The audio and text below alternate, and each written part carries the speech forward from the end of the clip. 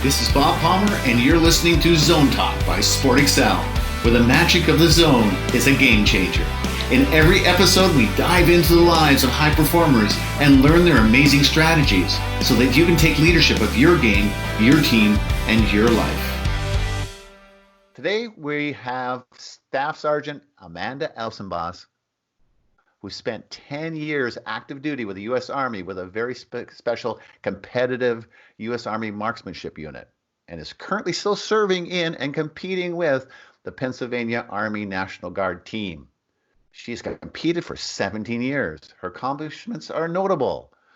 Multiple long-range championships, member of the record-setting 4-man 1,000-yard team, member of the record-setting 6-man national trophy team, member of the international record-setting America's Match, and I could go on. Welcome, Amanda. Hello. Hi, Bob. Now, everything I know about you is high performance. Training more than most athletes, working out in the gym more than most athletes, willing to take leadership roles that most athletes don't.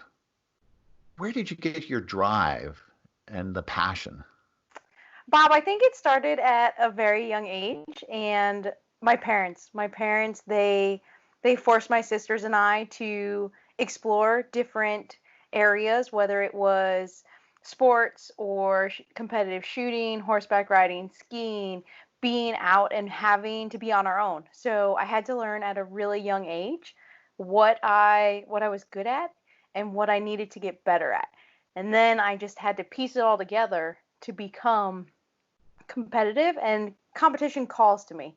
I want to get out there. I want to keep shooting. I want to keep doing anything competitive. If it's not competitive, I probably don't want to do it. So who'd you model? Mom, dad, somebody else? I've had a lot of models. My dad at certain times, and then I've had a couple of coaches who I've modeled after, and a few individuals who I just saw. I saw competing. I saw doing something and said, I want to be like them. I need to be like them. What obstacles did you face growing up as a young competitor? There's definitely a lot of obstacles, especially when you are starting the sport at 13, and then you start to become a good competitor, a high-powered shooter, a long-range shooter, a competitor at anything, and you show up and the adults go, oh no, the Connecticut Juniors are here. Crap. And at that point you go, okay, well, I'm here to win. I'm here to do what I'm gonna do, and it's a bumpy road, so watch out. I'm coming at you, and you have to get up. You have to keep moving forward. And did that those kinds of obstacles carry over into as an adult competitor? As an adult competitor, there are probably even more obstacles. You'll notice that you sometimes are your biggest obstacle, and you have to get over that. You have to get over the fact that you now know more about a situation. You know more about a sport that you're competing in. So you have to realize what is important and what's not important. And then you also have outside factors of individuals who may not be your best friend, or individuals who don't want you to succeed, but at the same time, you're going to succeed, almost to shove it back in their face and say, hey, look what I just did. You told me I couldn't, and I did it. So how would you apply that strategy to put it back in their face? How would I put it back in their face? Yeah, what would you do? I mean, well, that's an easy thing for you to say because you're good at it, but at some point you must have gone, when I do this, that happens, and I become more intimidating than they're trying to be to me. Was there something you did or learned to do? Well, for a bit, you were extremely helpful. I used to care about what others thought about how I was shooting or what I was doing, and I would always become very self-conscious of what was happening. So I had to go through a lot of different techniques with you and Sport Excel to realize that they didn't matter, that I could see the bigger picture and get rid of all of the background noise to focus on what was important for me. I could tune them out, but still almost know that they were there, but no longer care what they thought or what opinions they may or may not be making of me at that time. And apparently it worked. It definitely worked, and it's something that I have to constantly work on. That soft eye, that softness of, okay, here's the big picture, here's everything inside of it, and I'm not gonna worry about this little squirrel over here. I'm gonna see the squirrel and I'm gonna forget about him and move on. So some athletes trick themselves into the correct state of mind by, for example, thinking they're behind even when they're in front. Do you have any strategy you use to rather than protect the lead, to ignore the lead and just do what you're good at? A strategy that I actually do, I keep track of my shot number and I don't worry about the score related to it. I just know that I have to get to 10 or 20. And I'm not going to pay attention to the value of that shot, whether it was a perfect X or if it was a 9. To me, it's just shot 1 through shot 20 to complete it so that my brain has a constant calendar that's going off, a constant program of, okay, step 1, step 2, step 3, step 4, repeat without being pulled out of it. Now, we hold our armed forces in high esteem, and you've been a member of the armed forces in the U.S. and I in Canada. Can you tell me about the equipment you use in your competitive sport, and how what you do is sort of furthering the soldier's knowledge and readiness? The majority of the competitive shooting that we do is with the M16. So we have done some modifications to it to make it national match and upgrade it some. But in all reality, it is exactly the same as a M16 that you would find in the military. So we are furthering our fundamentals, our understanding of marksmanship, so that we can take that information and teach it to troops, so that whether they are downrange or they are teaching brand new privates or cadets, they're capable of setting the correct tone to make sure that that individual, that soldier, is going to be set for the rest of their life. Our knowledge is not just competition. It's how to teach, how to get through to somebody, how to make them have the aha moment, while at the same time realistically saving their butt in the future if that case ever seems to happen or has to happen. Do you have an example of working with a young athlete? A young athlete, a young military soldier. Yeah, I kind of put them in the same. So I've done a fair amount of coaching and teaching with individuals who are civilians and or in the military.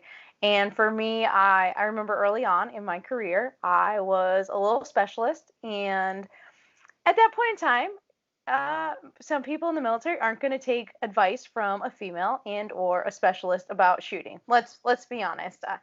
In their mind, I don't know anything about that.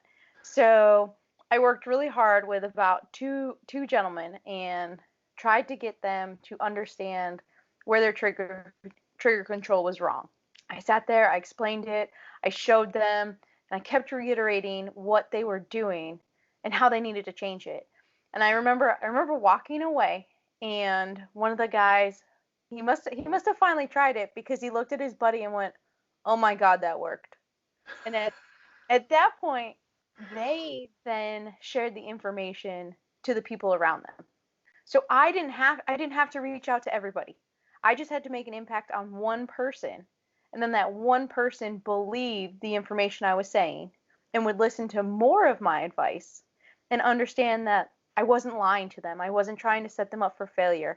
I was trying to get them to succeed. And then they shared, which made more people agree, hey, maybe this person does know what they're talking about. Wow. Well, okay, maybe I should listen. And we see the same thing with civilians, whether it is a young junior who has never shot a gun before in their life, or an adult who has been shooting for 20 years. Having the ability to understand what they may or may not be going through, you can piece together how to make them better, how to make them understand or be comfortable as a shooter. I shoot left-handed, and this summer we had a girl who was completely afraid of the gun. She wanted nothing to do with it, but wanted to be there. She wanted to be there. She wanted to be learning.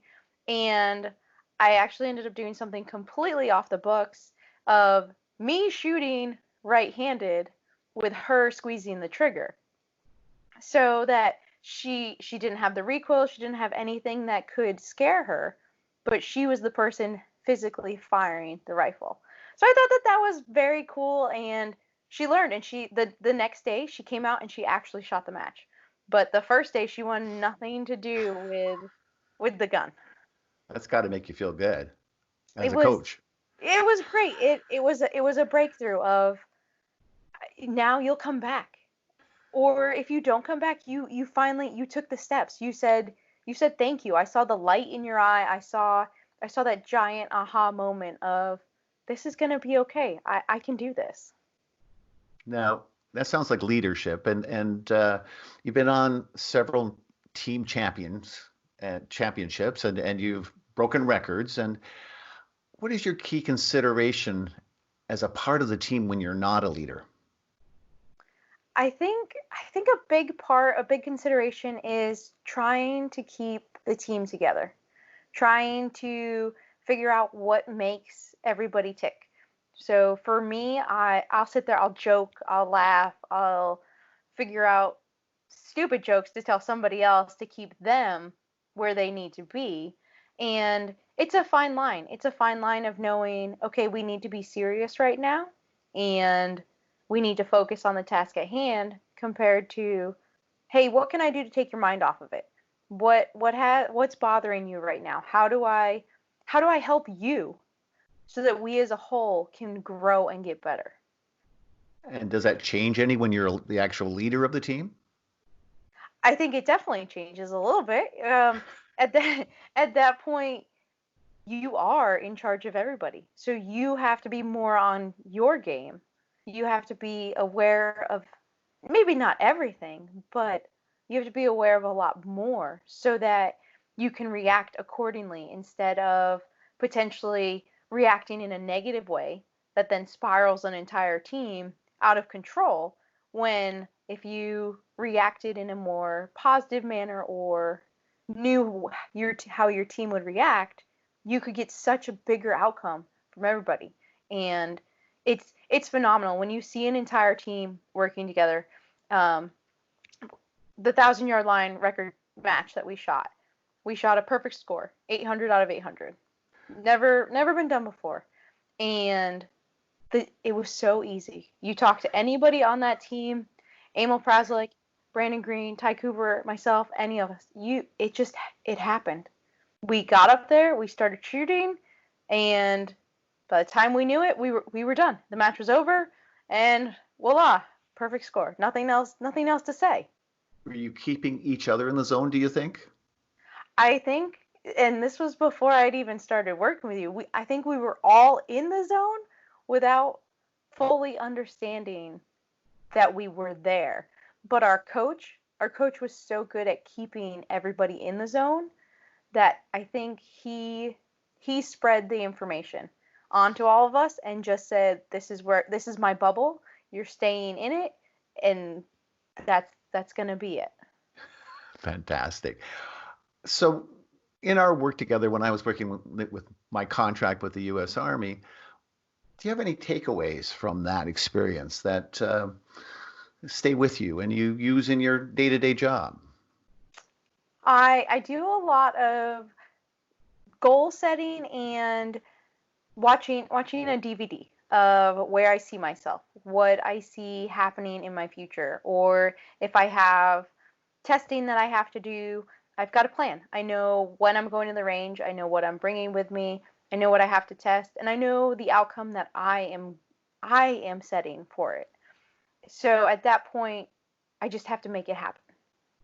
So what is singular about your visualization process? I mean, why do you think it's effective? I mean, so many people say, I don't do it because it doesn't work for me.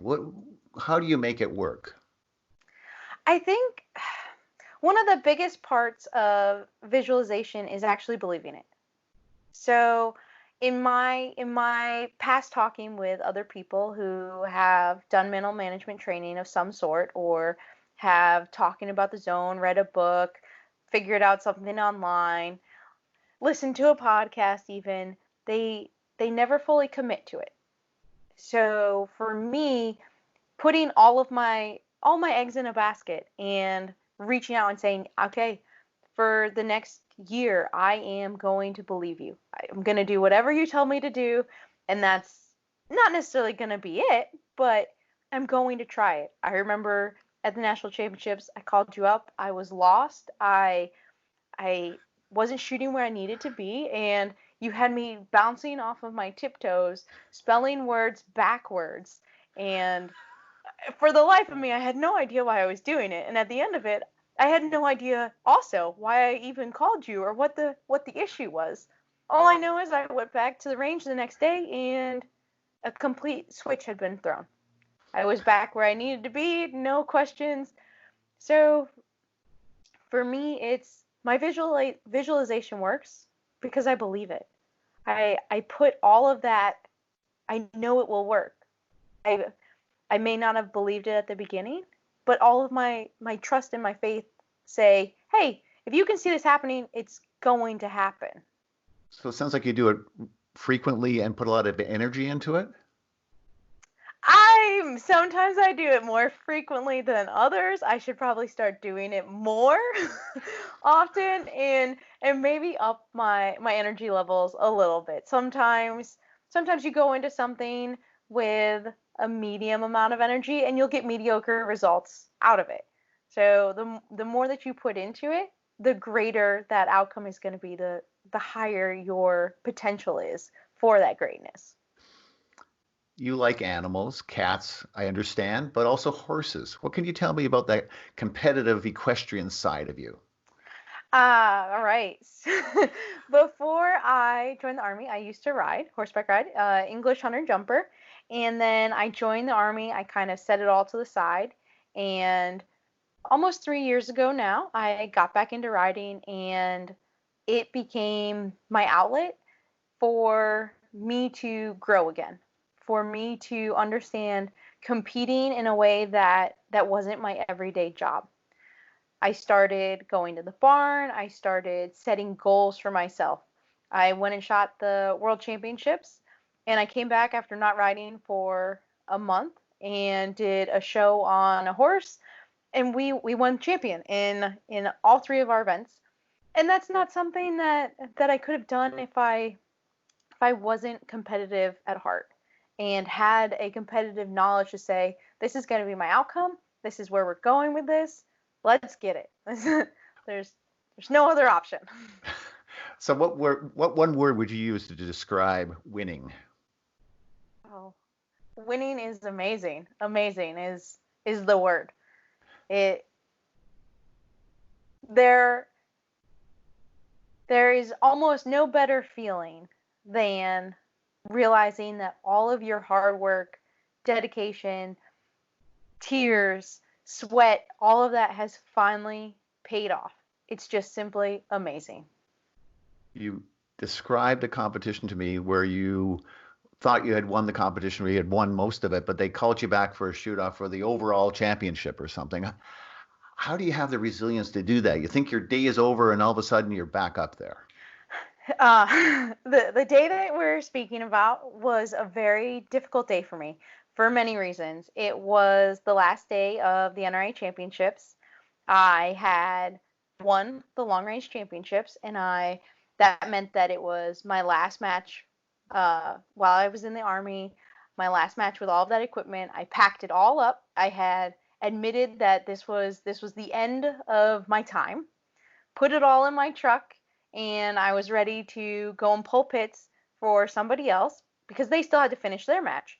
And all of a sudden I walked to center line, and the final match is an individual match of itself. So there was a shoot off for it. And lo and behold, my name for my relay was the match winner for that relay.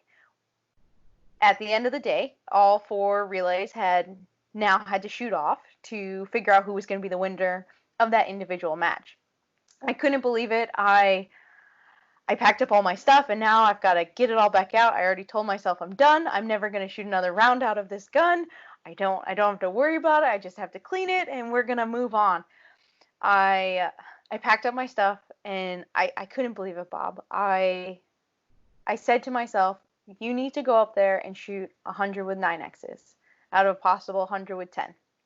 And I looked at a couple of other people there and I said, all right, here we go. Let's do this. I have nothing to lose. I've already won the championships. It's over. Let's win this match also. Let's put one more in the bag. I got up there and my first sighter, I think, was an X. My second sighter was a 9 out the bottom. And my scorekeeper, who was a friend, Carl, he goes, I got a little worried. I wasn't sure what you were going to do. And then I proceeded to shoot 9Xs and 110 for 100 with 9Xs. And at the end, I said to myself, hey, dummy, why didn't you tell yourself you were going to shoot a 10X? Why did you settle for this 9X when you could have shot even better? At the end of the day, it didn't matter. I smoked my competition. They all came up to me and said, what was wrong with you? How did you shoot 9Xs in that? Because it was a little windy. The flags were moving. Everything was happening. I got done. I finished my match.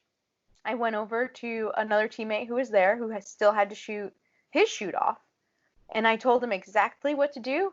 And I said, hey, this is what's gonna help you. Watch this flag. Be prepared for this let off. Be prepared for this pickup. And shoot it fast. Get it all out of the way. Be done. And he laid down, and he also won for himself. So that was good to be there to see myself plan it all out, realize that, hey, it's not all over. You've got one more thing.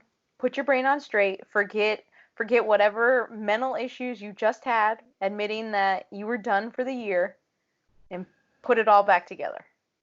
How did you celebrate? Oh, man. Bob, how did I celebrate? I hope you did, because that's quite the accomplishment. I don't even remember what I did. Maybe I went horseback riding, or Perfect.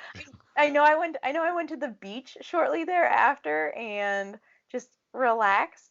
So I think it was probably a combination of going horseback riding, going to the beach, and of course just ice cream. Probably I probably had some ice cream. One last question. Is there one tip you could give an aspiring athlete in any field? There's so many tips. Does it only have to be one? Just one for now. I would tell any upcoming athlete or any athlete who has been doing it for years, don't ever stop. Don't give up on yourself. Don't quit. You're stronger than that. You have so much more potential inside of you that you just have to unlock it. And once you unlock it, you're literally unstoppable. You can do anything that you want to at that point. And if somebody tells you no, you can't, look them in the eye and say, hang on one second. Watch this. All right, thank you. Well, I did it. Can we please try again later? Thank you so much. You're welcome. I have been moved by your brilliance in terms of competing. Well, thank you, Bob. Thank you again.